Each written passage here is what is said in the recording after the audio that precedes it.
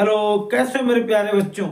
तो आज हम लोग कक्षा 10 की मैथ का 20 इंपॉर्टेंट एमसीक्यू लेकर आ रहे हैं। और ये एमसीक्यू 5 वर्षों के निचोड़ एमसीक्यू हैं। मतलब कि 5 वर्षों में जो सबसे ज्यादा बार आने वाले हैं और सबसे ज्यादा अपनी भूमिका रखते हैं ना, तो इसलिए इन सारे ऑब्जेक्टिव क्वेश्चनों को विधिवत पढ़ना। चलो तो चलते हैं, इन सारे क्वेश्चनों को देखते हैं एक एक करके विद सॉल्यूशन। आ जाओ। देखो इस क्वेश्चन में बेटा कह रहा है ना कि पहला क्वेश्चन कि प्रथम 10 प्राकृतिक संख्याओं की माध्यिका। ये लास्ट कुछ चैप्टर का क्वेश्चन है ना, याद आ गया। कह रहा है कि फर्स्ट 10 नेचुरल नंबर्स की मीडियन फाइंड कीजिए। क्या फाइंड करना है? मीडियन फाइंड करना है। और कितनी नंबर्स का? 10 नंबर्स का। देखो तो पहले तो ये जान लो ना कि प्रथम 10 प्राकृतिक संख्याएं कौन कौन सी हैं। देखो प्राकृतिक संख्याएं बेटा शुरू होती हैं 1 से। तो 1 हो गई, 2 हो गई, 3 हो गई, 4 हो गई, और ये 5, और ये 6, और ये 7, और ये 8, और ये 9, और ये 10। ये 10 मेरी नेचुरल नंबर्स हो गई। इनका मीडियन तो पहले तुम लोग ये देखोगे जो ये बेटा नंबर्स है ना, टोटल ये टोटल नंबर्स तुम्हारी क्या है, n इक्वल टू 10 है। कितना है भैया मेरे? कितना है? 10 है।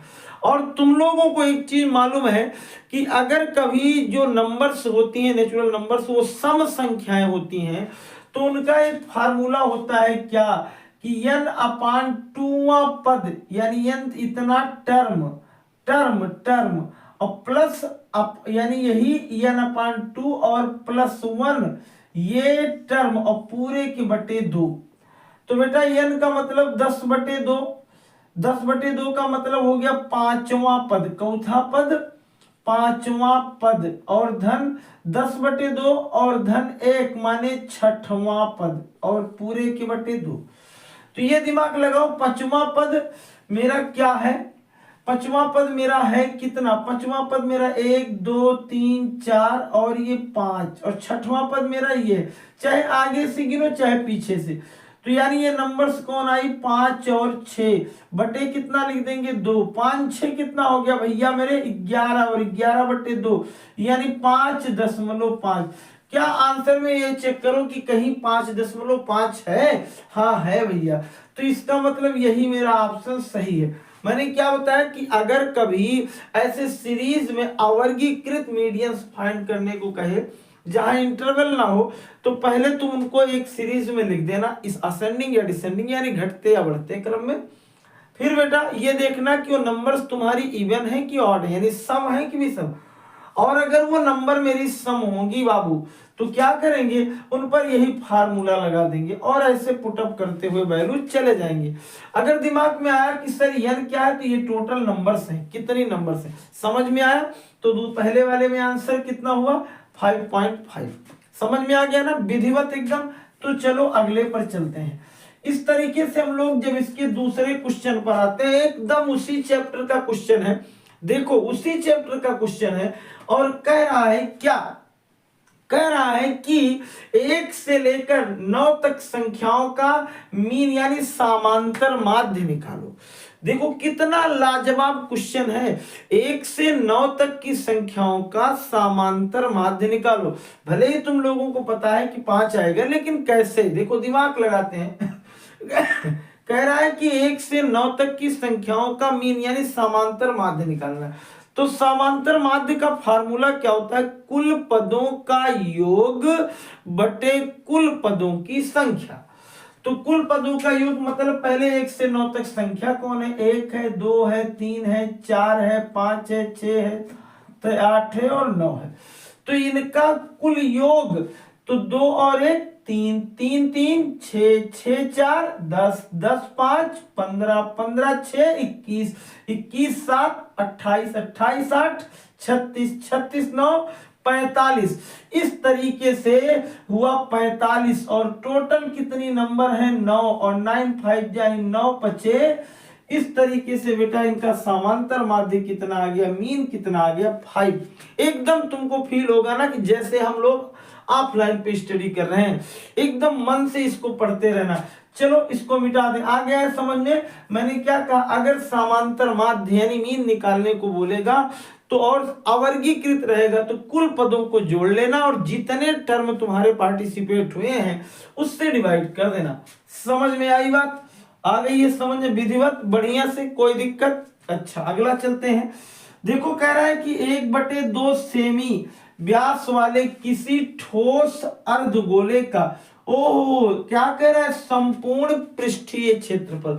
देखो यही गड़बड़ी हम लोग करते हैं, हम लोगों को क्या मालूम, ये बेटा अर्धगोला है और इसका भी क्षेत्रफल निकालना है, संपूर्ण कह रहा है, ये तो निकलेगा ही, और इसका व्यास कितना है, d बराबर कितना है, 1/2, ये d है तो r बराबर बेटा इसका आधा होता है d/2, तो इसका मतलब 1/2 माने 2, यानी कितना हो जाएगा 1/4। r निकल गया ना, r कितना निकला 1/4। तो संपूर्ण पृष्ठीय क्षेत्रफल का मतलब यानी मेरा हो जाएगा बेटा क्या, इसका अर्धगोले का इसका हो जाएगा 2πr² और ये हो जाएगा πr, यानी कुल मिलाकर के 3πr²। कितना हो जाएगा 3πr², तो 3 पाई और गुणे r का मतलब 1/4 का क्या हो गया स्क्वायर, यानी 3 पाई और यहाँ हो गया 1/16, यानी हम लोग लिख सकते हैं 3/16 यानी 3/16 पाई और सेमी स्क्वायर। जहां बेटा ये लिखा हो 3/16 पाई सेमी स्क्वायर उसी को टिक लगा दो। समझ में आ गया? अगर कोई पूछेगा सर ये कैसे आया 3, तो कह देना कि अर्धगोले का होता है 2πr² और ये इसका होता है ऊपर वाले भाग का πr²। दोनों को जोड़ देंगे तो कितना हो जाएगा 2 और 1 3πr²। समझ में आ गया बढ़िया से? अगर आ गया हो तो एकदम बिल्कुल कमेंट बॉक्स में लिख देना चाहिए कि हाँ सर समझ में आया। थोड़ा बहुत ना हम लोगों को उत्साह मिलता रहता है, और अपने मित्रों तक ज्यादा से ज्यादा इन क्वेश्चनों को शेयर करो। हो सकता है ना तुम्हारे माध्यम से किसी बच्चे का बोर्ड में अच्छे मार्क्स आ जाए, वो भी चलो कहेगा कि तुमने सही सजेशन दिया। चलो आगे देखो, अगर इसके बाद ना हम लोग क्वेश्चन नंबर कहां पहुंचते हैं 4 पर। कह रहा है कि बिंदु x y और अच्छा निर्देशांक ज्यामिति का और -x -y के बीच की दूरी। तो बेटा बीच की दूरी का फार्मूला होता है d बराबर, यानी यहाँ x2 - x1 या x1 - x2 का whole square plus y1 - y2 का होल स्क्वायर। तो बेटा x1 की जगह मेरा क्या हो गया, x1 की जगह हो गया x, x2 की जगह माइनस माइनस ये प्लस x हो जाएगा, धन यहाँ क्या वही y और प्लस y का बेटा स्क्वायर। समझ में आया कि नहीं आया? सही से बोलना, आया है समझ में? यस यार बोलते रहो। फिर यहाँ बेटा ना इन दोनों को अगर जोड़ लेंगे x को तो 2x का स्क्वायर माने 4x² धन 4y²। क्या इतना समझ में आया? एक काम करो, ये 4 4 दोनों में है तो रूट के अंदर ही 4 कॉमन ले लो तो हो जाएगा x² प्लस y²। आया समझ में? एकदम बढ़िया से आया। देखो अगर 4 अंदर है रूट के, अगर बाहर करेंगे तो बेटा 4 का वर्गमूल होता है 2 और इसके अंदर ये बचा रह जाएगा x² प्लस y²। तो अगर ये कहीं ऑप्शन में हो तो उसे टिक लगा दो। कहाँ है भैया? ये देखो तीसरा वाला ऑप्शन सही है, 2√x² प्लस y²। बात समझ में आई? तो अब हम लोग चलते हैं उसके बाद क्वेश्चन नंबर किस पर, 4 के बाद 5 पे। देखो समीकरण इतने का पूछ रहा है विविक्त कर, तो विविक्त कर का सूत्र होता है बेटा, विविक्त कर का सूत्र होता है डिस्क्रिमिनेंट है, फाइंड करना है डिस्क्रिमिनेंट। और किसका जो इक्वेशन दिया है वो 3x² माइनस 2x प्लस 1/3। तो ये बेटा आगे वाली गिनती a हो गई, a बराबर 3, b की जगह आ गया -2 और c की जगह 1/3। फार्मूला होता है b² माइनस 4ac, तो b की जगह -2 का स्क्वायर माइनस 4 गुणे a का मान कितना है 3, c का मान 1/3। तो देखो ये 2 दूना क्या हो गया 4 और 3 से 3 कट गया, यहाँ भी कितना आ गया 4। तो 4 में से अगर 4 निकल गया तो कितना बचा 0। समझ में आ गया? चलो देखते हैं, इसका मतलब 0 है कहाँ, यहाँ 3 यहाँ 2 यहाँ 1। अच्छा ये लास्ट वाला ये सही है। कितना प्यारा सा क्वेश्चन दिया है ना, चाहे जितना कठिन हो। मैंने क्या कहा, मैथ का मतलब खोइया दिमाग में रखा करो, कुछ नहीं है। सारे सवाल तुम लोग चुटकियों में देखोगे, 20 में 20 सही होगा। केवल मैंने क्या कहा था, केवल मात्र 20 मिनट 25 मिनट इस सारे क्वेश्चनों को देख लिया करो बस। अगला क्या है कि यदि एक सर्कल है, वृत्त की पेरीमीटर एक वर्ग के पेरीमीटर के बराबर है, तब उनके क्षेत्रफलों का अनुपात होगा। यानी देखो वृत्त का परिमाप, यानी देखो यहाँ वृत्त का परिमाप कह रहा है, वृत्त का परिमाप, परिमाप माने वृत्त की बेटा हो जाती है परिधि, क्या हो जाती है, तो वृत्त का परिमाप क्या है, परिमाप, वृत्त का परिमाप बराबर हो गया 2 पाई r, और वर्ग की परिमाप क्या हो गई, वर्ग की परिमाप, तो वर्ग की परिमाप हो गई कितना, 4। देखो अगर दिमाग लगाओ 4 और a स्क्वायर, यानी 4a क्या होता है, 4a परिमाप कह रहा है। a जहां क्या है, साइड है, और प्रश्न क्या कह रहा था कि ये दोनों बराबर हैं। अगर ये दोनों बराबर हैं तो हम लोग लिख सकते हैं कि 2 पाई r बराबर है किसके, 4a की। इसका मतलब अगर देखो इधर, अगर हम लोग एक काम करें तो यहाँ r बराबर कितना हो जाएगा, 4 अपान, या इधर, हाँ ठीक है, r बराबर कितना हो जाएगा, इन दोनों को इधर भेज दो तो हो जाएगा 4a अपान कितना, 2 पाई, देखो 2 से 2 कट गया, 2 बचा, यानी r बराबर हो जाएगा 2a बटे पाई। समझ में बात आई।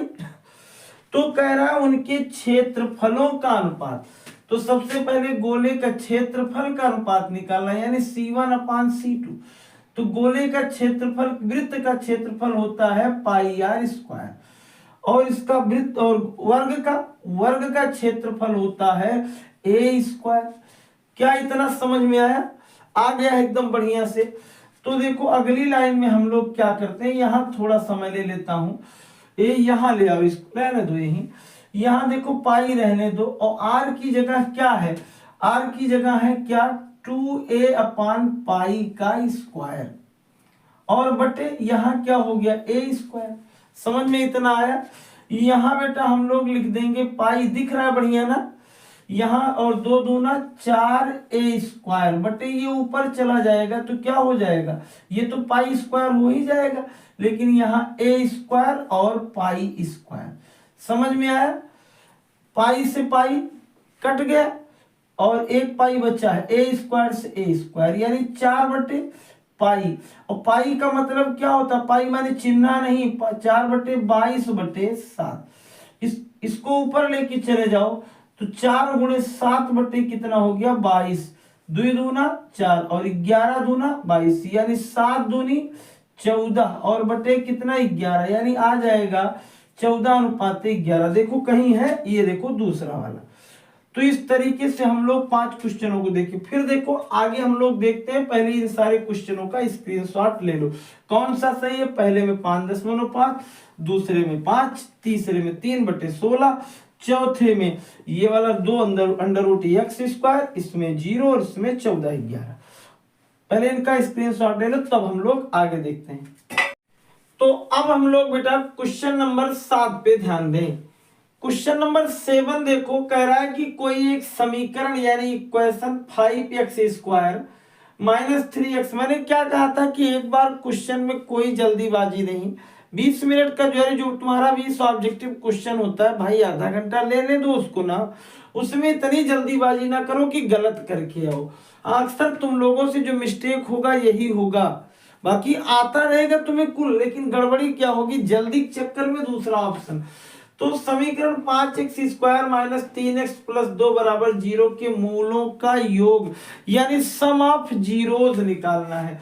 तो बेटा सम ऑफ जीरोज जो होता है भैया मेरे, देखो क्या मैं बताया, मैंने एक दिन शुरू में कहा ना कि मैं तुमको मैथ की वो सारी ट्रिक बता दूंगा, कैसे हम लोग ज्यादा से ज्यादा क्वेश्चन बताएंगे। पहली चीज क्या बताया कि जल्दीबाजी नहीं।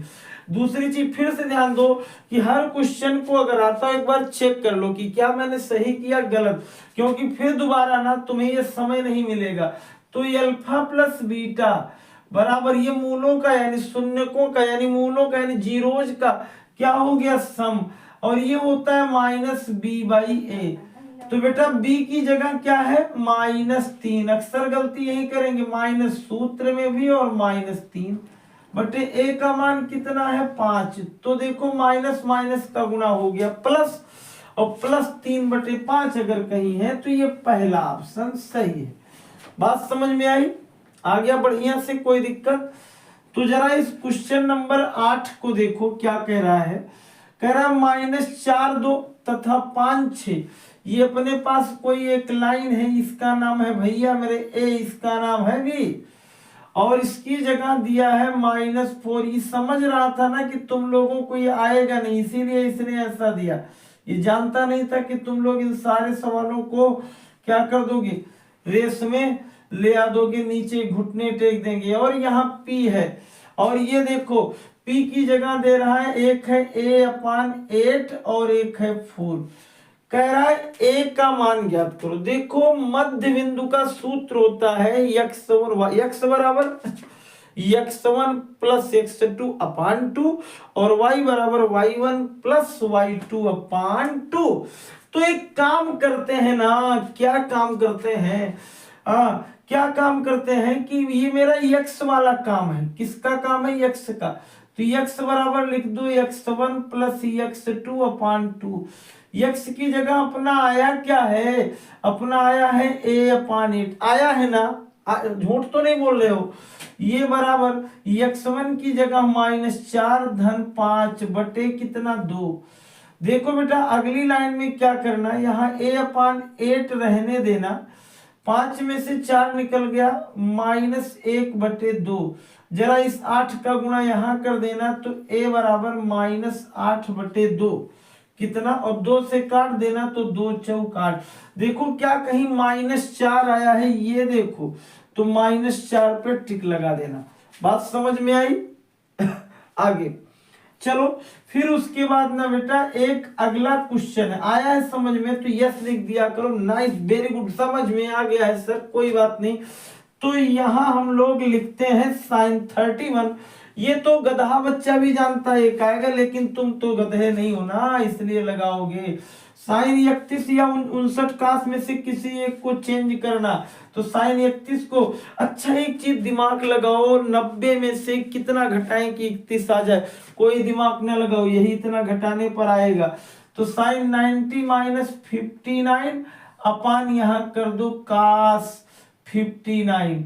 बेटा sin 90 - थीटा बराबर, बेटा sin 90 - थीटा बराबर क्या होगा, cos, हाँ sin cos थीटा। तो यहाँ sin 90 - 59 माने cos 59 अपान क्या, cos 59 कट गया कितना, एक कहाँ है, मिल जा मिल जा मिल जा, ये समझ में आ गया।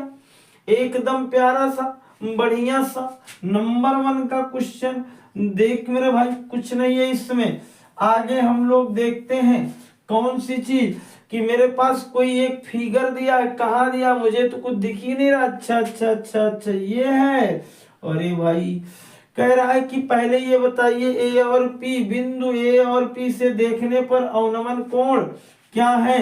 अरे चलो इधर देखो, अवनमन माने ऊपर से नीचे ही देख रहा अवनमन, और ये देख रहा है उन्नयन, डिप्रेशन, एलिवेशन, डिप्रेशन, एलिवेशन। अच्छा तो इसका मतलब है अगर कोई आदमी यहां से देखेगा तो जितना बेटा ये दिख रहा होगा, ये देखो ये वाला कोण कितना है 45, ये 45 है, इसका मतलब यहाँ भी कितना होगा, और अगर ये पूरा 60 है तो यहाँ इस एंगल के लिए कितना हो जाएगा।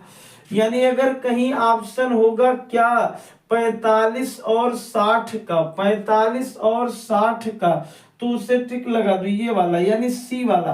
कौन सा? सी वाला। हम तो समझे कि ये है, लेकिन नहीं, 45 और 60। चलो आ गया समझ में, आ गया। यहां से देखोगे तो ये बना, यानी इस पर जो बना था बेटा, ये जो एंगल था इसी के समान। ये ऐसा क्यों? क्योंकि यह एक समांतर रेखा है और काटने वाली तिरछी रेखा, इनके एकांतर खंड के कोण बराबर होते हैं। सेम वही कहानी यहाँ, ये देखो ये बन रहा है 45 का, काटने वाले कोण बराबर। चलो कह रहा है 1 से 10 तक की धन सम संख्याओं का माध्य। तो धन कह रहा है सम हो भी, तो पहली संख्या 1 से 10 तक, तो पहली हो जाएगी 2, दूसरी हो जाएगी 4, फिर हो जाएगी 6, फिर हो जाएगी 8। क्या हो जाएगी? 8। तो 4 2 यानी कह रहा है 1 से 10 तक धन सम संख्याओं का माध्य। तो मेरा 4 2 6, 6 6 12, 12 8 20, और 20 बटे हम लोग लिख देंगे 4। कितनी संख्याएं हैं? यानी देखो भूल तो नहीं रहे हो कोई। तो एक तो पहली सम संख्या कह रहा है ना, तो पहली संख्या यानी कितनी हो गई? 1 मिनट। और एक धन सम संख्या, देखो 2 को नहीं लेंगे क्योंकि 2 यानी कैसी संख्या नहीं है, सम भी है और विषम भी। इसको देखो ना लो। अब देखो कितनी मेरे पास संख्याएं आ रही हैं? 3। देखो 2 जो है अपने रूल्स पर खंडित हो जाती है। कहा जाता है ना कि 2 स्वयं से भी कटती है, इसके केवल 2 ही गुणनखंड होते हैं। इसलिए 2 को इन ऐसे लोगों को अपने पास आ बैठाओ जो दोनों लोगों के बीच भागते हो। 2 को निकालो, भाग जाओ। तो 6 4 10 8 18 को 3 से काटे, कहा गया 6। 6 देखो कहाँ है? ये सवाल हमेशा तुम्हारे लिए दिक्कत खड़ी करेगा, तो उनको क्या लगाओगे? 6। समझ में बात आई? Very good. कह रहा है बिंदु 5 9 की वाई अक्ष से दूरी। ये देखो हम लोग वाई अक्ष बना लिए, ये वाई अक्ष है। कह रहा है बिंदु 5 9 है अभी बाद में, ये वाई अक्ष से दूरी। ओ हो, तो यक्ष वाला मान कहाँ है? वाई अक्ष से दूरी यक्ष वाला, यक्ष वाला मिल जा कहाँ है? 5 5 5। तो इसका मतलब क्या हो जाएगा? जब वाई अक्ष से कहेगा तो यक्ष वाला, और जब यक्ष अक्ष से कहेगा दूरी तो वाई वाला ऑप्शन टिक करेंगे। चलो इस तरीके से हम लोग 12 तक देखें। नेक्स्ट में पहले इसका स्क्रीनशॉट ले लो और एक बार सारे क्वेश्चन देख लो। तो बेटा इस तरीके से हम लोग क्वेश्चन नंबर 13 देखेंगे। 13 में क्या कह रहा है ना कि किसी संख्या का 1/3 21 के बराबर है। मतलब जो संख्या है ना उसका तिहाई माने बटे 3, वो किसके बराबर है? 1/3 उसका जो बराबर है वो कितने के बराबर है? 21 के। तब वह नंबर है। तो हम लोग लिख देते हैं कि let the number is equal to x, यानी माना वह संख्या क्या है? x है।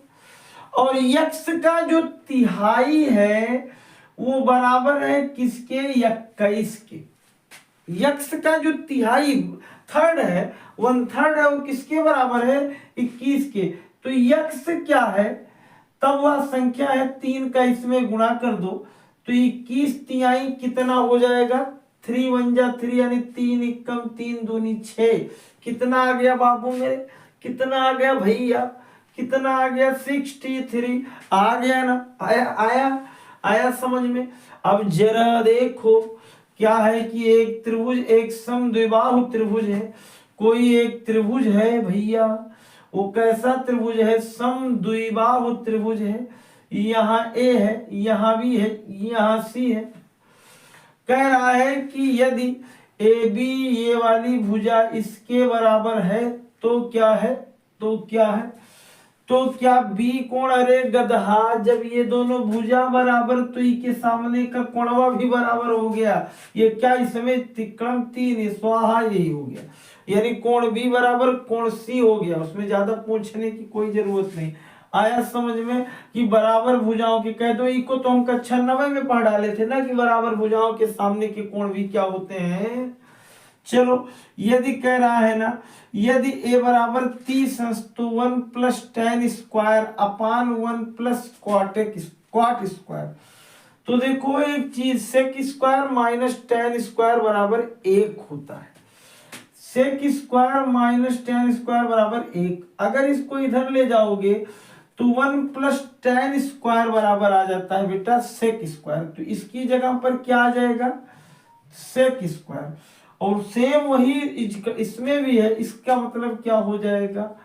Cosec square. थोड़ा सा दिमाग लगा रहा हूं, यानी अगर आदमी खोपड़ी अपनी नचाओ इसको ऐसे कर दे तो यहाँ ऐसे हो जाएगा। होगा इस अलग नहीं होगा? इधर देखो होगा ना? होगा। तो सेक का मतलब होता है सेक 30। सेक 30 का मतलब जानते हो क्या होता है? सेक 30 का मतलब यानी cos 30 का उल्टा। तो cos 30 का मतलब √3/2, तो इसका मान हो जाएगा 2/√3 पूरे के बटे। cosec 30 का मतलब sin 30 का उल्टा, तो sin 30 का 1/, तो 2/1 हो जाएगा। और इनका हो गया स्क्वायर। मतलब बेटा पहले तो ये जाएंगे भैया मेरे पलटेंगे, 2 दूना 4/3 गुणे 1/4, यानी ये दोनों स्वाहा, यानी 1/, मिल जाती है। समझ में बात आई समझ में? खोपड़ी को अपने घुमाओ। इसमें कह रहा है यम बराबर 5 है और यन बराबर यम धन 5 है, तो यम का मान जब 5 है तो 7 5 कितना हो गया, यानी कि यन बराबर हो गया मेरा 12 और यम बराबर हो गया 5। यम बराबर 12 कैसे, क्योंकि यम धन 7 था ना, तो यम का मान तो 5 है, तो 5 और धन 7, 7 5 12, यानी यम बराबर 12 और यम बराबर 5।